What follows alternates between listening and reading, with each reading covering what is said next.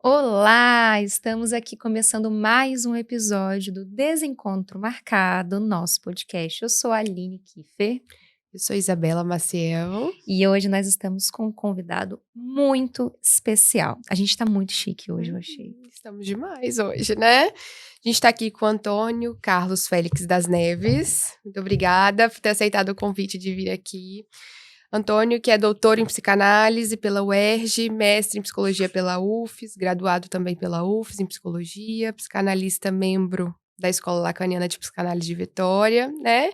E com atuação até hoje em consultório particular, aí anos de escuta, não é isso? É, bom dia, Aline, bom dia, Isabela. Prazer aqui estar com vocês nesse podcast, né? Essa aventura que possa acontecer encontros e desencontros É marcado, né? isso, é isso. Antônio, a Sim. gente queria começar te perguntando um pouco sobre como que surge esse tema. Para quem não sabe, pessoal, o Antônio, ele é pesquisador sobre o tema da função paterna e feminilidade. A gente está com o livro dele aqui, a gente vai deixar as informações para vocês adquirirem o livro dele depois, aqui na descrição do vídeo. Como que surge esse tema? Como que você decide pesquisar sobre função paterna? Na verdade, a temática da função paterna sempre acompanhou o meu percurso psicanalítico, né?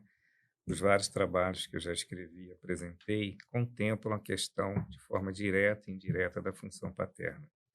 No que diz respeito especificamente aos pedidos de reconhecimento de paternidade, que é o principal foco do livro, relacionado com a feminilidade, eu, na ocasião, era professor, né, do curso de psicologia, na disciplina de psicanálise, e num estágio de extensão universitária antes era Univix, hoje é Multivix.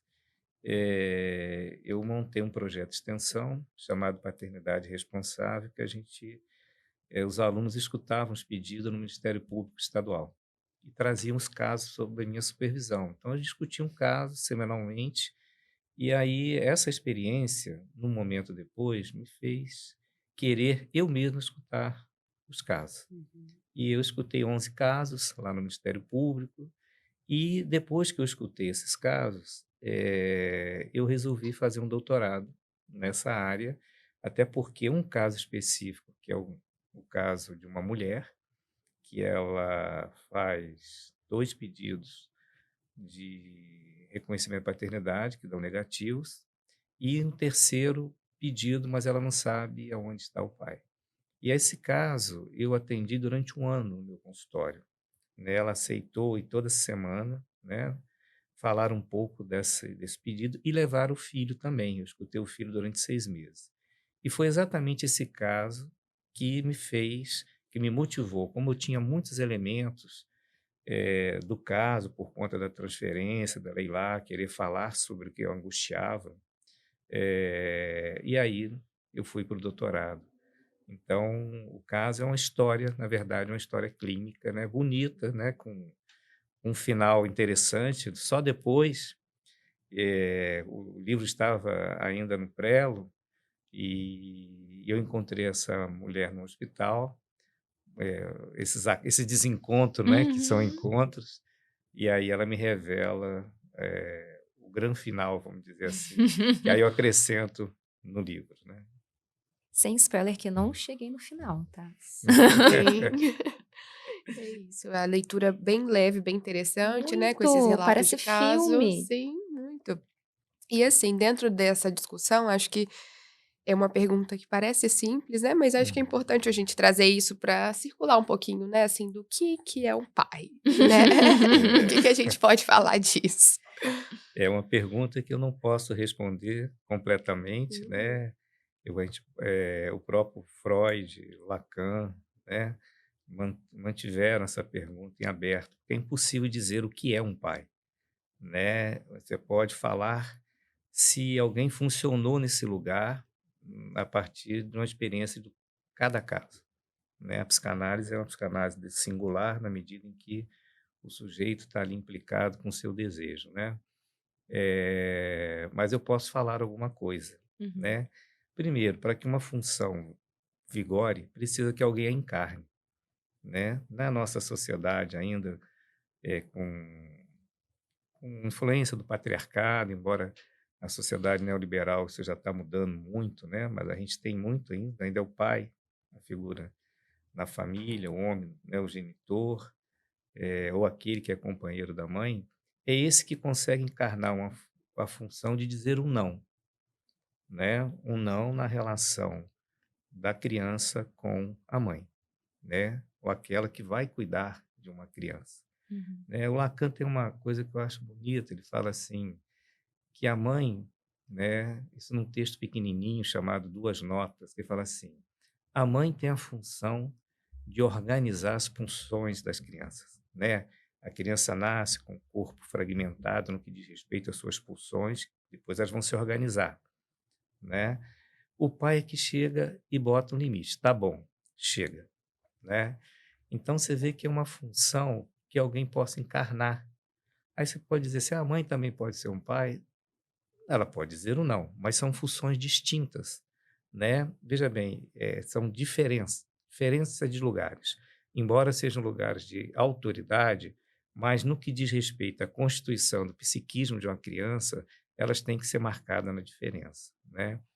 Então, por isso que a função pai, quando é precária numa família, vai ao judiciário, que vai encarnar essa função ali onde é precária e vai ser sempre precária, né?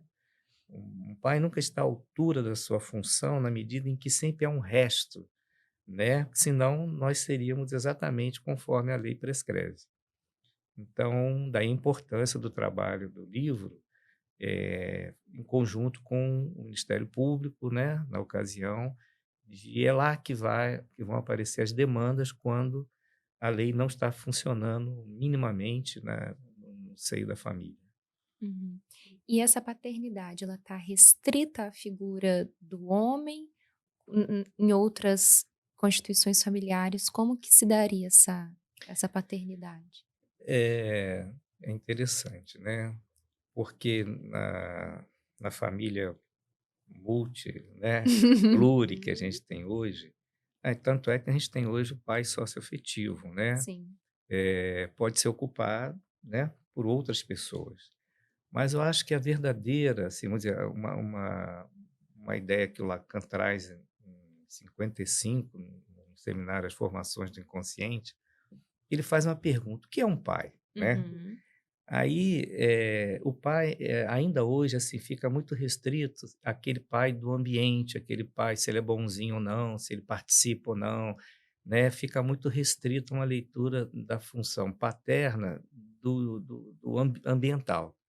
E o Lacan vai dizer que é preciso ir além da visão ambiental do pai, porque às vezes você tem uma família aparentemente bem estruturada, você tem um pai funcionando ali, mas alguma coisa vacila. Então, como explicar uma mãe bacana, né, um pai que está ali comparecendo, mas algo escapa? Como explicar, né? Então, Lacan vai dizer que o pai, naquele momento do ensino do Lacan, é uma metáfora, né? Uma metáfora de quê? Do desejo materno. Porque a mãe, ela tem uma lei, a lei da mãe. Pode ser que essa mãe, ela, em função dos seus caprichos, ela exceda sobre o filho. Exceda tanto como presença como ausência. Então, eu vou me Uhum. ater aqui à presença, que é o que é mais comum.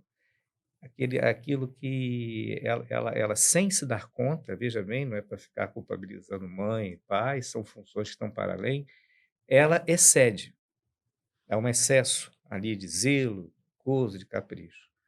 E é preciso que esse excesso encontre um limite.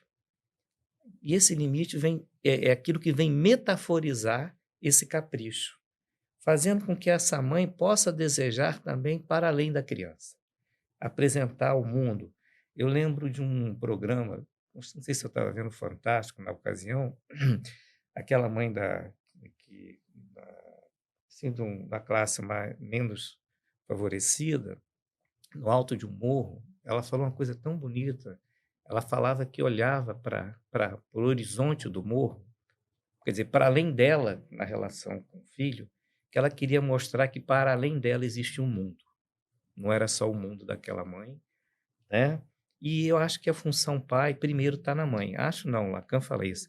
O pai primeiro, a função está na mãe. Mas como que está na mãe? Quando ela faz referência a um terceiro. O pai é um terceiro, que entra nessa relação dual para separar mãe e filho. Então, quando a mãe ela está referida à lei, ela reconhece um terceiro para além dela, que ela pede ajuda, que ela também se submete, porque é preciso que ela esteja submetida à lei, né? Então, esse terceiro pode ser o avô, pode ser, né, o pai dela, no caso, pode ser o judiciário, pode ser um amigo, ou o parceiro, né, um outro parceiro que ela esteja. Mas eu, a meu ver, tem uma particularidade quando o terceiro é o parceiro da mãe, o homem da mãe. Uhum. Por quê? Né? Porque toda mãe precisa emprestar seu erotismo, o seu desejo na criança. E se ela tem um parceiro amoroso, parte desse erotismo, que é fundamental, ela divide com o parceiro e desloca um pouco o seu desejo, as suas pulsões em relação ao filho. Trazendo para o livro, o que a gente via que a gente escutava? E geralmente a população que eu escutei foram jovens, adolescentes que se tornaram mãe, né? É que a figura do parceiro não estava presente, né? Inclusive, muitas mães ali, elas iam pedir o reconhecimento muito mais em função de saber se aquele homem podia ser o pai daquele filho. Mas o que ela, no fundo, primeiro queria é que, se a paternidade fosse confirmada, ela poderia, então, ter o amor daquele homem. Então, você vê que a questão da conjugalidade, né, é fundamental. Ela inclui o pai como homem. Esse é o verdadeiro não que se pode haver na relação da mãe com a criança. E outras coisas interessantes, tipo assim, algumas mães não queriam reconhecimento.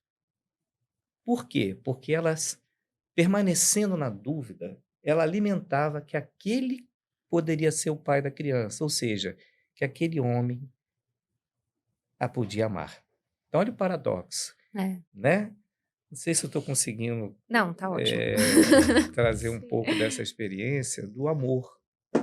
Inclusive, tem um estudo feito por Fonseca, no Rio Grande do Sul, em que ela fala que uma mãe solteira arrumava um parceiro e eles não formalizavam o casamento. Por quê? É como se o fato, o casamento, o parceiro dela reconhecia o filho dela. Como se o reconhecimento de paternidade substituísse, no caso, a certidão de casamento, né? Mostrando como que a questão do amor do homem pela mulher funciona aí como função paterna. A gente está falando dessa diferença entre conjugalidade e paternidade. Você traz isso no livro. Tem como falar mais um pouquinho? A diferença entre Conjugalidade e parentalidade, na verdade. o termo parentalidade é um termo muito recente, né? Eu acho que ele vem no bojo das mudanças econômicas, sociais e culturais. Essa é uma sociedade mais verticalizada para horizontalizada, né? Alguns autores comentam que não é a mesma coisa falar parentalidade e parentesco.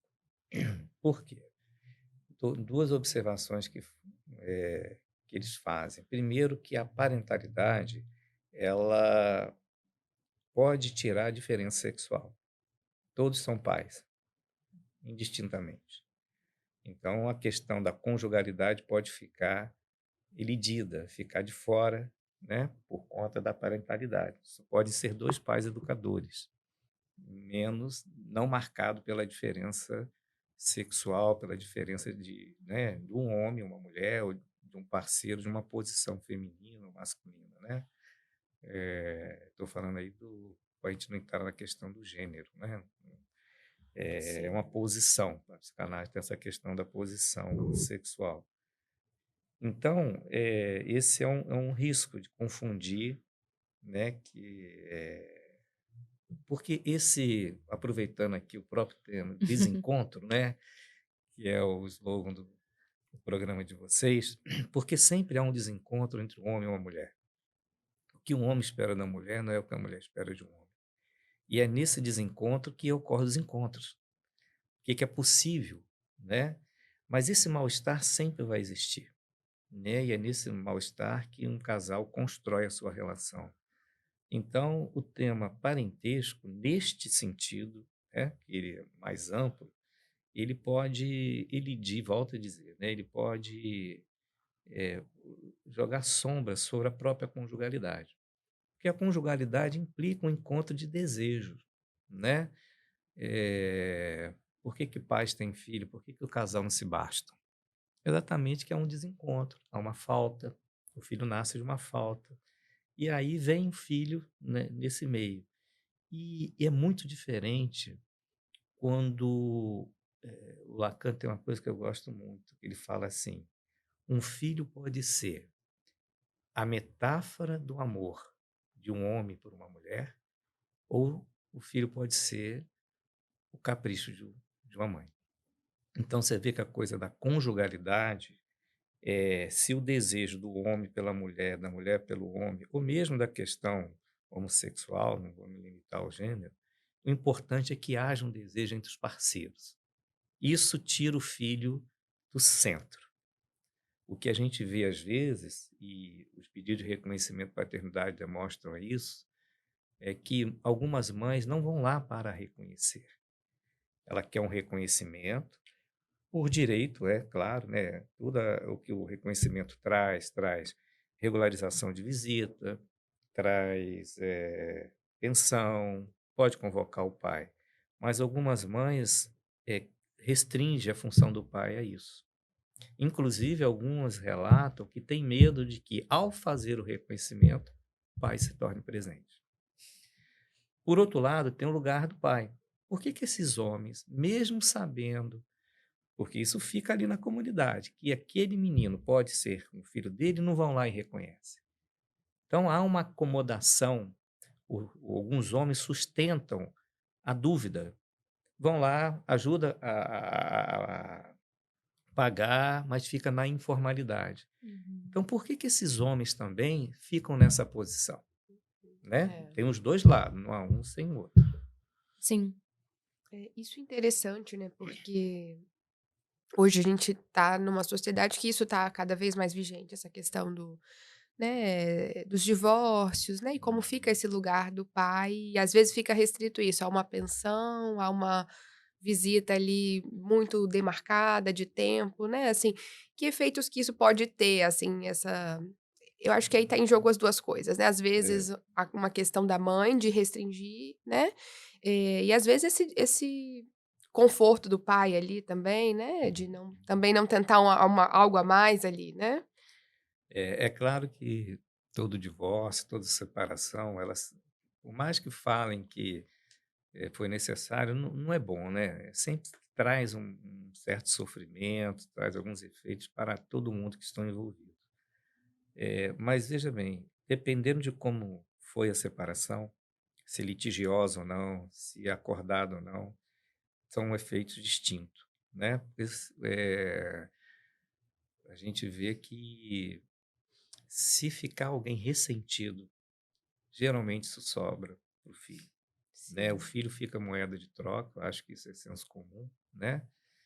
Eu vejo no consultório, às vezes, um afastamento, né, do filho, né, dificulta, seja do lado do homem, do lado da mulher, mas como geralmente o filho fica mais com a mãe, então pende um pouco mais. Eu vejo muitos casos em que, às vezes, o judiciário, ele entra ali, uma queixa muito comum também, de que, ele está ameaçando. O pai tirado, até escutar o pai fica um tempo longo, né? Então ocorre às vezes alguma alienação parental, Uhum. embora a alienação pode acontecer na própria presença do pai na família, né? O Sim. discurso de um ou de outro. Então, assim, vai depender muito de como foi feita a separação. No que diz respeito à experiência que eu tive, é muito interessante notar o seguinte: a mãe vai lá e comunica ao suposto pai: olha, eu queria fazer um exame e tal, tal, tal. E ele não dá bola para isso. Ele não. E aí ele não confia na palavra da mãe. Ou ele pelo menos não escuta. As mães, isso é uma boa parte, ficam ressentidas porque elas não foram escutadas. E aí elas recuam e tomam o filho só para si, né? Então, essa história do ressentimento, né, dela não ser escutada ali pelo que foi o com quem ela teve alguma relação, que ela supõe que é o pai, isso é determinante ali no afastamento, né? Uhum.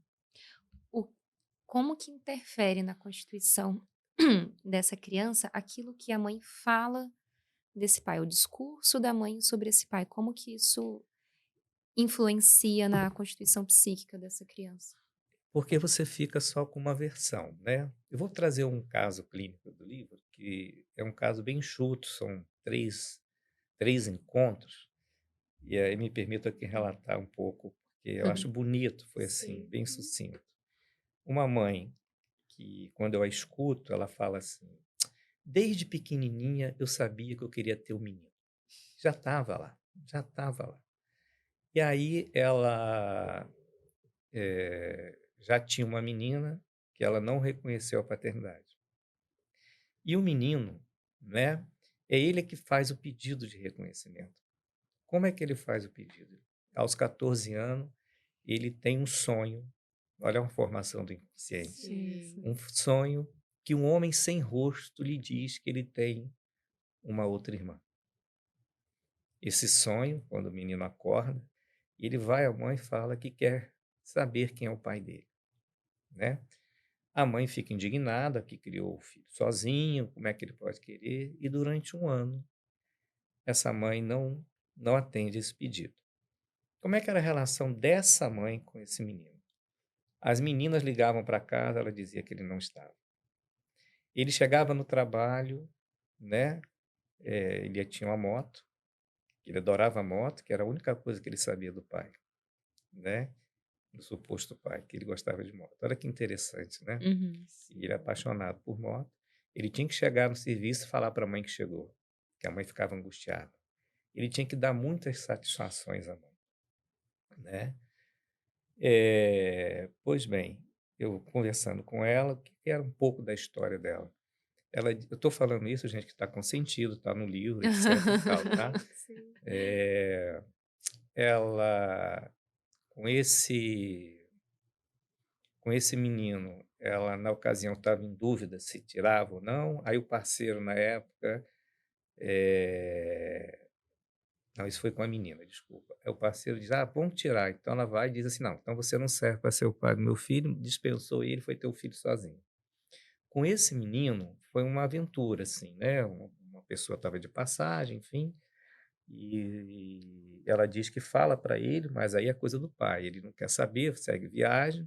Eu falo, tem os 2 lados. Mas ela não quer reconhecer, até que ela consente, né.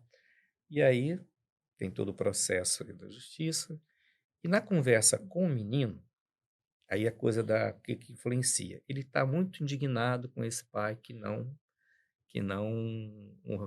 sumiu. Aí falei com ele assim: "Mas você já escutou as razões?" Ele falou: "Ah, eu nunca parei para pensar nisso. Então eu quero saber o outro lado."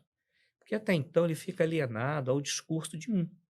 Então tudo que ele sente, ou boa parte, é permeado também pelo sentimento, no caso dessa mãe, que tem ali todas as mágoas, todas as questões dela.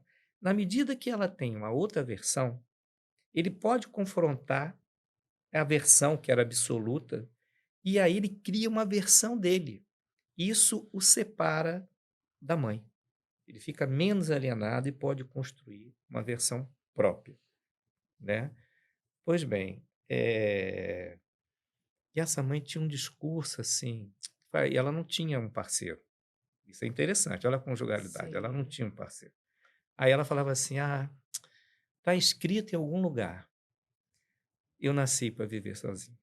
Olha só, isso já está no discurso colocado na história. E aí tem o dia do reconhecimento. Sim. Está lá, o moço era o pai do menino. Ah, era mesmo. É, mas só que ela esquece a certidão de nascimento. A gente Sim. sabe que, inconscientemente, um Sim. esquecimento não é obra do acaso. É. E aí não pôde reconhecer. E aí o que aconteceu? Tentaram marcar outro dia e o pai sumiu. Então o pai não queria reconhecer. Até então ele também achava que não era, né? Pois bem, acabou ali e tal, mas eu não me contentei. Eu queria saber se tinha achado o pai. Passado 2 meses, liguei. Quem atende é a mãe da mãe. Eu falo, a fulana está? Não, meu filho, não está. E o companheiro dela? Ah, meu filho, a minha filha não deu sorte na vida. Ó. Ou seja, está Uhum. escrito em algum lugar que eu Sim. nasci para viver sozinho. Quer dizer, essa frase já diz que, né, na história dessa mãe, volto a dizer, não é uma coisa consciente, né, isso é uma história que ultrapassa o sujeito, determinou o não reconhecimento desse filho, apesar da coisa do DNA. Uhum. Então, dei todo esse caso para mostrar que efeitos pode ter. E esse menino tinha de certas dificuldades na medida em que ele ficava só com essa versão, Sim. uma versão única, né? Uhum. No caso que você trabalha, né, sobre a função paterna e a feminilidade, que você diz no livro que foi o único caso que realmente estabeleceu uma transferência, que você conseguiu Uhum. ficar atendendo essa mulher durante, né, um ano, não é isso? Você fala que de alguma forma ela sustentava a não inscrição do nome, né, do pai na certidão. E que isso de alguma forma barrava um pouco o gozo dela, que era um Uhum. certo limite. Como assim? Então vamos situar o caso, né? Esse caso, que é o caso eixo do trabalho, ela tinha 3 filhos. O primeiro era reconhecido, o segundo não, e o terceiro sim, que é o atual companheiro da mãe. Eh, esse menino tinha crises de ausência. O que era crise de ausência? Esse menino ele ia apresentar um trabalho, na época com 8 para 9 anos, na escola e desmaiava. Ia tirar sangue e desmaiava. E essa mãe tinha um medo enorme de perdê-lo. Ele que era o único que não tinha pai. Essa é a frase dela. Então, ele era o xodó. Inclusive, ele falava que ele era o caçula da mãe. Ele não era, né? Você vê o lugar que ele ocupava de Sim. destaque, né? E ela tinha muito medo de perder. Então, é um caso paradoxal, por quê?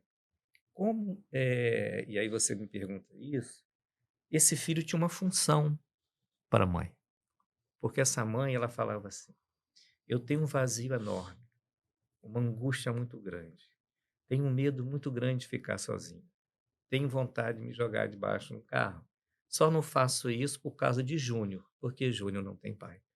Então, Júnior dava um sentido para essa mãe, impedia que ela, né, fizesse alguma coisa de mal para ela. Então, veja bem, o filho faz uma função de pai para ela, função de limite. Por quê? O filho ocupava um lugar para ela, tapava o vazio dela, vamos dizer assim, impedindo que ela fizesse alguma besteira. Então, como é que então a mãe vai pedir um reconhecimento de um pai se o pai entraria exatamente, tiraria o Júnior de ser caçula Isso. dela? Então, como é que então? Então, essa mãe queria mesmo reconhecimento? Então, essa era a Ah, pergunta que eu me fazia, que acho emblemática. Então, veja bem, muitas, fazendo um adendo, muitas adolescentes que eu escutei tinham filhos e os filhos vinham nessa função de dar um limite para ela. Ah, eu estava muito solta na vida, quando Uhum. nasceu uma criança, melhorou a relação com a minha mãe, eu me organizei. Então, o filho ali, claro, não sem as custas do que o filho vai, o preço que ele vai Lógico. pagar. Não estou entrando nesse contexto, mas ele tem uma função de dar um freio. Inclusive, essa mãe, voltando para o caso, ela fala assim, talvez ela andava meio perdida na vida, se envolvia com um, com o outro, E ela dizia que talvez Júnior veio por causa disso, dar um freio na minha vida. Então, olha só o lugar que um filho, aí ele faz às vezes de uma função de pai, função de limite. Lugar difícil para ele ocupar, né? Exato, mas e não, né, isso é interessante, que isso não precisa necessariamente não ter o pai. A gente vê isso acontecendo no cotidiano das famílias, né? Às vezes um pai, uma mãe elege um filho para ficar ali, né, grudado, aí as crianças criam sintomas, não é isso? As crianças reclamam, às vezes falando, às vezes no corpo, no comportamento, na ansiedade. Então, esses sintomas que as crianças manifestam é um apelo à função paterna, é um apelo a um limite. E é importante que elas sejam escutadas, né? E não só medicalizadas, Isso. remediadas, né? Então, é importante escutar um comportamento para além do que ele diz, o que ele está dizendo. Uhum. E não é sem escutar os pais, não é sem escutar quem estão envolvidos naquela criança. Voltando, então, para a mãe do livro, né? Deixa eu ver onde eu parei, que fiz um adendo, né? Enfim, ela vivia meio... E é bonito assim, porque a questão do feminino estava em jogo, né? Por isso que o título do livro é Função Paterna e Feminilidade. O reconhecimento paterno entre a mãe e a mulher.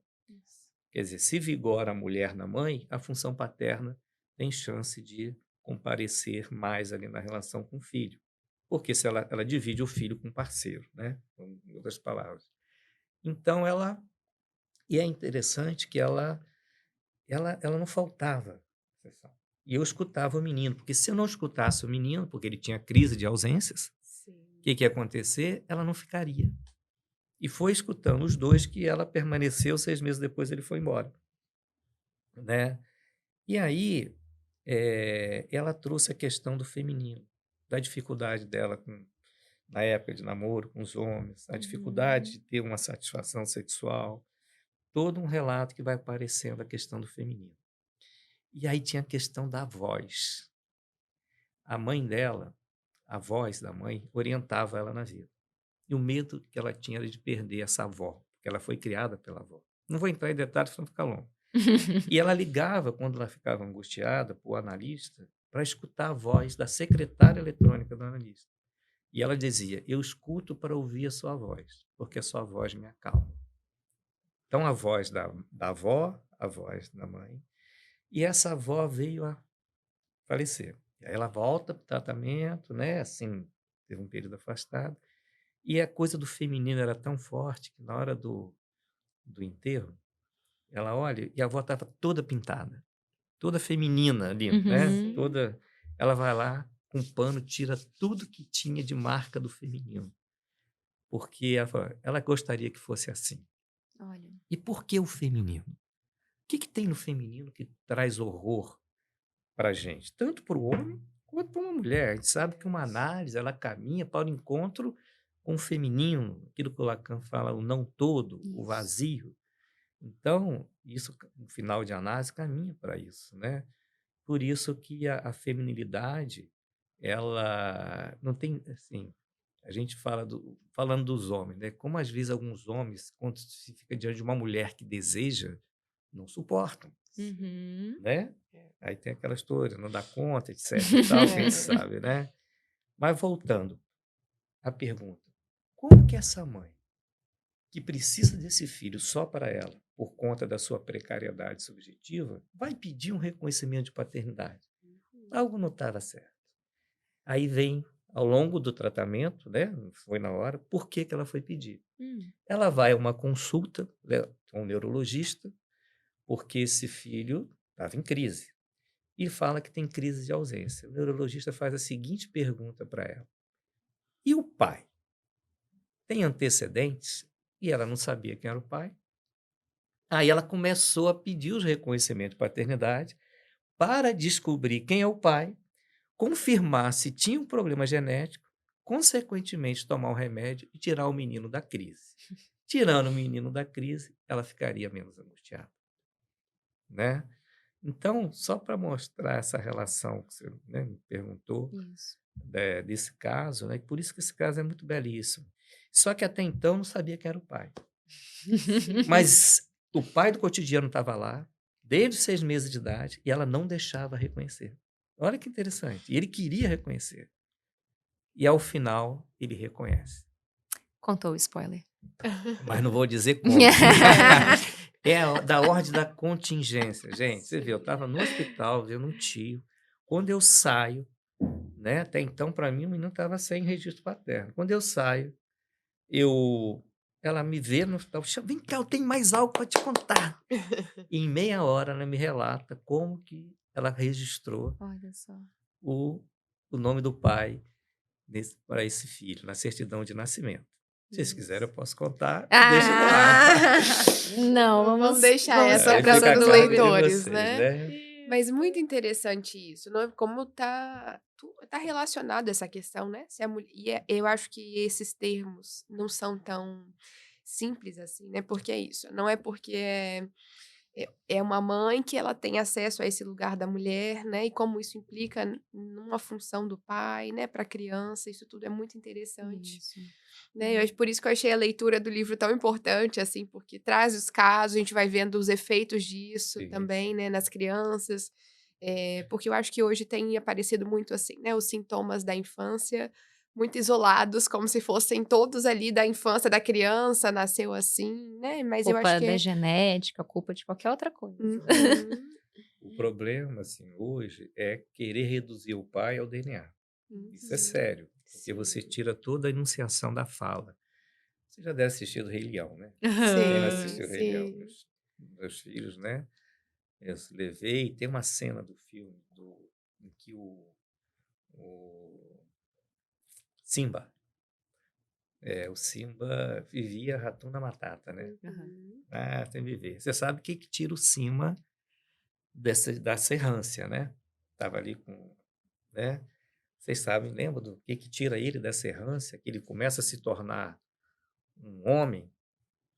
Não vou A ser. Nala. não lembro. Não lembra naquela? Verdade, Na hora que ela dá verdade. aquela virada e dá uma lambida Isso. nele, né? Ele fala assim, Nala, né? Então, uma mulher. Uhum. Uma mulher faz ele questionar o lugar de errância dele, que ele não queria crescer, culpado da história lá do pai, da morte do pai.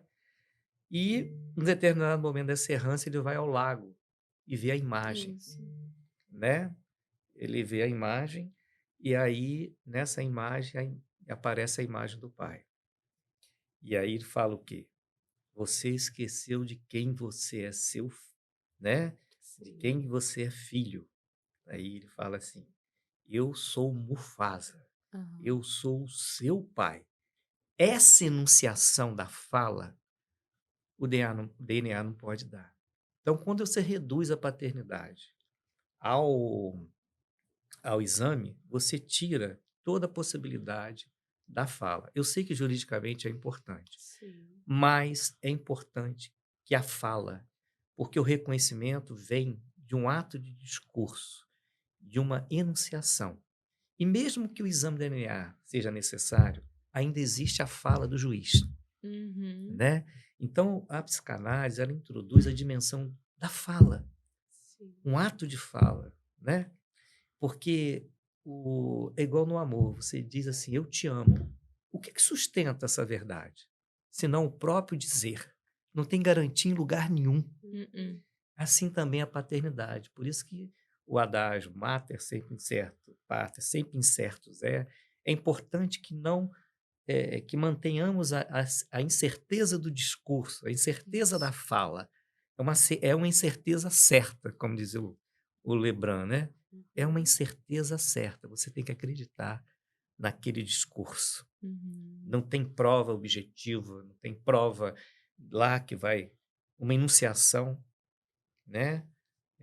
Eu lembro de uma pessoa que estava se destituindo de uma paternidade por um interesse financeiro, mas ao redigir a carta, esse pai diz assim, eu que sempre estive presente, que fiz isso e aquilo, eu vou me destituir. Eu falei, ele se declarou pai na destituição, né? Olha que coisa bonita, né? Então, assim, é importante a palavra do pai, né? Que reconheça. Uhum. É necessário que essa família também reconheça esse pai? Ou se esse pai se reconhece? Quando a família tem dificuldade de aceitar O pai. que o pai é o pai, que o pai quer ser o pai. A gente tem que ver o cada caso, né? Mas eu fiquei pensando aqui, se um pai, né? Se ele fala, mesmo que a família tente intervir, e as Isso crianças fica, né? escutam, é um pai que faz questão. É. É É uma boa verdade. definição de pai, sabe? Ah, Pai é aquele que faz questão. Sim. Por isso que pode fazer questão para estudar. Um pai não pode querer ser tão amado por um filho, né? E isso um pai que não suporta que um filho não goste dele, que fique chateado com ele, vai ter certos comprometimentos de sustentar ou não. E na modernidade, a gente está em muitos pais assim, estão muitos. culpados. O que, que eu faço? E uma coisa importantíssima que eu vejo no consultório, tanto para pai como para mãe. O avanço de algum cientificismo, não da ciência geral, alguns pais estão se desautorizando, Uhum. né? Hoje tem muitos especialistas que têm seu lugar, mas que vêm como terceiro na relação mãe-criança, relação pai-criança, né? A Organização Mundial disso, a Organização Mundial daquilo, Sim. né? Que tem seu lugar, é claro, mas não pode pegar a prescrição do outro. Esse terceiro é um terceiro que não funciona mediano. Uhum. Ele destitui, porque você vai ter que construir a relação com seu filho, né? Você pode ler, tem blog e tal, mas você precisa se autorizar. Será que eu dou isso? Será que eu dou aquilo? Será que eu faço? Será que eu faço aquilo? Tal? Aí vai perguntar para o outro, entendeu? Esse momento você tem que se autorizar. Você precisa se autorizar de você mesmo na relação com esse filho. Sim. E está tendo muita Muito. interferência por uma dificuldade das pessoas sustentarem a legitimidade do lugar. É. Isso é interceirizável, vamos dizer assim, né? É isso. No consultório isso aparece muito, né? Os Muito. pais se perguntando, muito inseguros, assim, né? Tô fazendo certo, O que eu né? tenho que fazer agora? E é isso. A escola falou isso, o médico falou Uhum. aquilo. O que você Isso, acha? Chega muito isso. exatamente. Quero uma Isso. terceira opinião. Já me deram duas, Isso. 3, 4. A avó falou isso, o pediatra falou aquilo e tal, mas e você? O que você acha também? E é interessante que não é que eles não tenham saber, porque quando você volta essa Não. pergunta, eles Uhum. têm um saber É. ali construído, mas ficam nessa insegurança de vir alguém ali que falha isso aí, né? Quer a garantia, Querendo né? É garantir. isso. É, exatamente isso. Por isso, o lugar do analista, ele é fundamental porque ele devolve essa pergunta. Ah, mas me fala mais sobre isso, né? Uhum. Onde é que está a dificuldade dessa posição, né? Uhum. E aí pode se construir uma nova relação com os filhos, né? Sim. Uhum. Pessoal, o papo isso. tá muito bom, mas eu sei que você tem horário. Mas já fica o convite para Antônio voltar aqui, para a gente conversar Isso. sobre muitos outros temas, esse também, mas muitos outros temas. Muito obrigado por ter aceito esse convite. É um privilégio para a gente, né, começar esse programa já com um convidado tão querido. Obrigada mesmo. E ficamos aí com questões para os próximos episódios também, né? Muitas questões, né? Que esse assunto é infindável, assim, né? Muito interessante. Obrigada, Antônio, por estar aqui. Eu que agradeço a vocês. Queria aproveitar a oportunidade aqui, quem quiser adquirir o livro, Sim! né? Sim. Está disponível no meu Instagram. O Instagram do Antônio é @Antônio Félix das Neves, pessoal. Só mandar uma mensagem lá para ele, entre em contato com ele, que ele vai explicar como que você faz para adquirir o livro dele. Obrigado a vocês, né? Com inaugurando, né? Esse programa, o Desencontro Marcado, né? Quer Ele ainda não dizer, se convenceu muito do nome, não. Ele ainda não se não, sabe por convenceu. quê? Sabe por quê? Tô com aquele filme com Brad Pitt, né? Que é o Encontro Marcado, que estava com aquele outro autor, que esqueci o nome, que é excelente. É Encontro Marcado, né? Mas o barato do desencontro marcado é que sempre há um encontro no desencontro, Por isso que ele é marcado. né? É É por isso isso. da música do Caetano, onde queres revolta, eu sou coqueiro, onde isso. queres, quer dizer, ali onde você me espera, vem de outro jeito. E é nesse desencontro que um um laço pode se estabelecer. Isso, é isso. Né? Obrigado Muito vocês pela obrigada. A gente já vai oportunidade. fazer o corte dessa fala. Quando E alguém aí perguntar ficamos por por porquê do aí. nome, quando alguém perguntar o porquê do nome, a gente já pega o Já corte do sabe. Antônio e já E coloca já lá. usa. Muito bom. Muito obrigada, pessoal, e até o próximo episódio. Tchau, gente. Até.